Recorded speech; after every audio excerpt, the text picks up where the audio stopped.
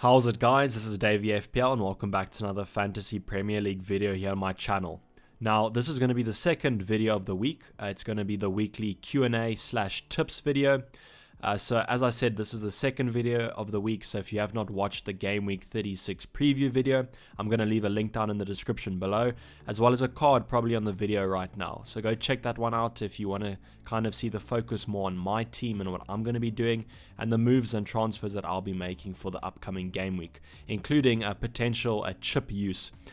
Pretty much the only chip I've left is the triple captain, so you can kind of guess which chip I'll be using. But as I said, this is going to be basically the Q&A/tips video, compiled from tweets that you guys sent me and just questions you guys wanted me to cover. So hopefully I'm going to cover them all. I apologize if I'm not going to cover a specific question that you asked, but I'm going to be covering most of the popular ones, so I'm sure it's going to apply to all of you. So first things first is, as I usually do, I'm having to record this on the Wednesday night before the fixtures have concluded. Just a timing issue that I have, and I have to get the video out before then. So let's just talk about the lineups a little bit, as we won't be able to talk about what happens in the game. So as I say, always please pay attention to these games. Hopefully there's no major injuries and all players come out fit and ready for the weekend. But as I said, just pay attention to them, and maybe some of the minutes will be managed, and that will give you a clue to who will be playing this weekend. So in the first fixture we have Wolves vs Arsenal, and there's no real surprises from the Wolves team. However, Arsenal have not included Aubameyang in the matchday squad. He's not even on the bench, and this is due to a sinus procedure that he's undergone, but it looks like he should be fine for the Leicester fixture on the weekend. Kolasinac falling out of the starting lineup. I don't know if that's tactical or just giving him a little bit of a break, but I know quite a lot of people own him. So it's just basically those two main players of Aubameyang and Kolasinac missing out.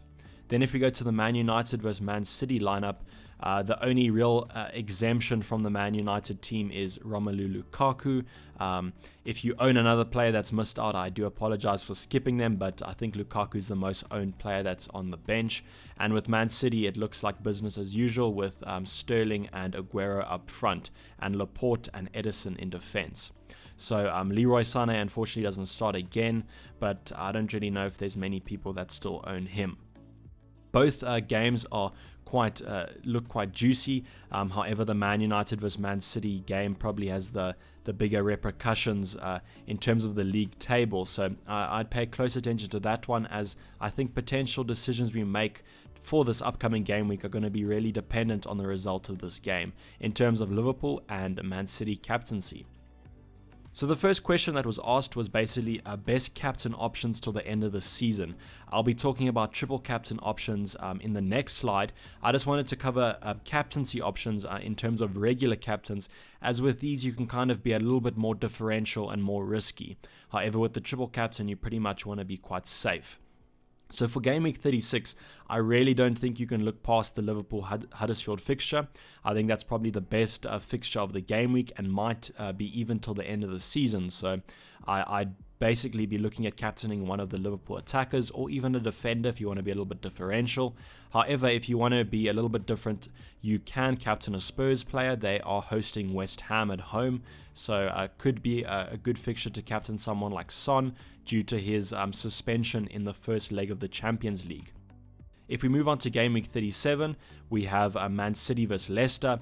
This fixture is particularly good due to it being Man City's last game of the season at the Etihad, so they always kind of put on a show for the last game of the season, so could captain a Man City option in Game Week 37. And then also Bournemouth host Spurs in the same game week. So Bournemouth have kind of been a little bit leaky. They lost this weekend to Fulham only 1-0, but previously they weren't really known for their defensive record, but it has been a little bit better recently, so could be looking at them. In terms of those options, you kind of got to look at the Champions League fixtures and see who played and who didn't, and then see if Spurs might be resting players. Then in Game Week 38, which is kind of the punt week, last game week of the season, this game week is kind of the best game week to use a differential captain to catch up those last points in your mini leagues or in your overall ranks. So I would be looking at Southampton versus Huddersfield. Just a little bit of a punt game week, as I said, and Huddersfield are already relegated. Hopefully Southampton can put a couple goals against them. So you could be looking at someone like Redmond for that, or maybe Danny Ings. Then Brighton host Man City, and Liverpool host Wolves at home. So those last two fixtures that I spoke about, the Man City and Liverpool fixtures, mainly come down to if the title race is still on. If the title race comes down to the wire, I can see both of these teams kind of going all Hail Mary and trying to get as many goals as possible and get the win. So you could look at captaining them, or there are a couple of other teams, but these are the three main teams for the last game week of the season that I'd look at. So now moving on to triple captain options. Obviously a lot of us have the triple captain chip left. For me, it's my only remaining chip, so I'm looking to use it quite wisely. And as I mentioned in the previous video, or the previous slide, you kind of want your triple captain to be a somewhat safe option. Obviously you can go for a differential pick if you really want to catch up some points, but for me, using the triple captain chip is almost a differential in itself. So I kind of want a set player that probably is going to get a goal or two. So I'd look at Liverpool, Man City and Spurs options for this one. In terms of Liverpool, Sadio Mane or Mohamed Salah, they just seem to be the biggest scorers. You could opt for one of the defenders, as in Robertson or Van Dijk, or even Trent Alexander-Arnold, but I'd probably be looking at the attackers, especially if you're going to be captaining them for the Huddersfield fixture, as I think a lot of goals are going to be scored in that one. In terms of Man City, kind of writes itself. You're going to go with Sergio Aguero or Raheem Sterling. You can kind of opt for any of the three fixtures, in my opinion, except for the one in game week 36. I think Burnley's a little bit of a bogey fixture, and if they do set up like they did against Spurs, I can see quite a tight game. And then in terms of Spurs, I just favour Heung-min Son just due to his more attacking role. Obviously, Eriksen scored the goal against Brighton, but I think his minutes might be limited a little bit. And Heung-min Son plays that attacking role and always looks a good FPL option. He's a kind of shoot-on-sight player, and seldomly a little bit selfish, which is what we want in FPL. So I'd be looking at any of these 5 options for your triple captaincy chip. And as I said in the previous one, you can kind of go any of the game weeks. I just favor the Liverpool versus Huddersfield fixture. Then we're going to talk about Champions League rotation a little bit, as it is quite important to us. In terms of Liverpool, I think Liverpool will be less rotated than Spurs. I think Spurs will look to rotate quite a bit. Main reason is that Liverpool are just still in the title race. However, if Man City do win tonight against Man United, I can kind of see some rotation happening on Friday night against Huddersfield. I just think that if Man City win tonight, they're going to kind of go on a streak and focus on the Premier League, as they are knocked out of the Champions League, and they're going to go on a streak of wins and win the title. I think Liverpool will kind of focus the Champions League a little bit more now if Man City do win tonight. However, if Man United win tonight or a draw occurs, I can see Liverpool going full strength against Huddersfield, and I wouldn't worry about too much rotation to the end of the season.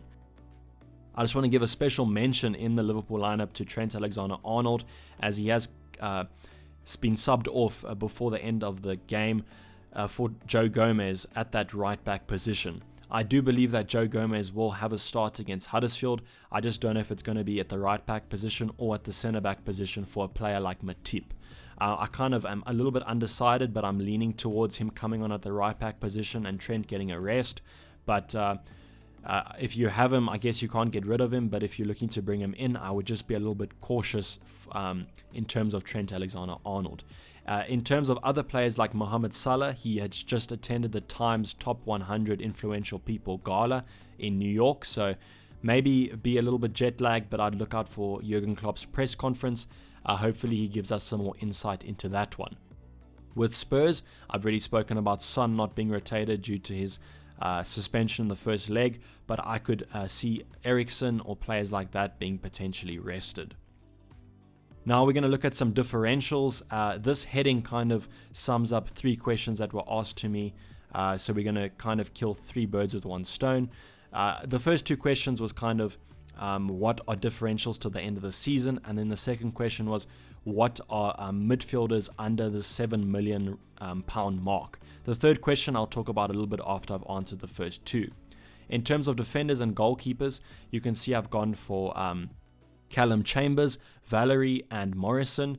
The Fulham, Southampton and Cardiff fixtures aren't too bad. I've opted for these fixtures as Cardiff are fighting relegation, Fulham are playing a lot better now that they have been relegated, and Southampton just have some very nice fixtures, especially towards the end of the season.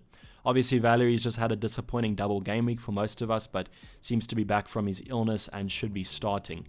Callum Chambers plays out of position in a CDM role, so it's a little bit better than playing a centre-back position or a right or left-back, but I've just gone for him. You can go for any Fulham defender. And then Morrison just seems to be in with a shout at set pieces. Nearly scored against Liverpool and scored against Brighton in that previous double game week, so can see him maybe getting a goal or two, and if they're fighting relegation, they're going to be wanting to keep those clean sheets. Then in terms of midfielders, all of these are below the £7 million mark, so you can go for any of them.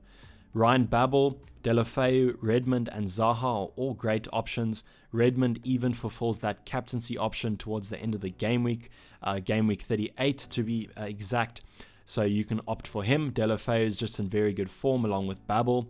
And then Zaha has some nice fixtures and he also seems to be in form right now. Then in terms of forwards, we go Mitrovic, Niaz and Benteke. Benteke back from injury. He's almost certain to start instead of Batshuayi due to Batshuayi only being on loan.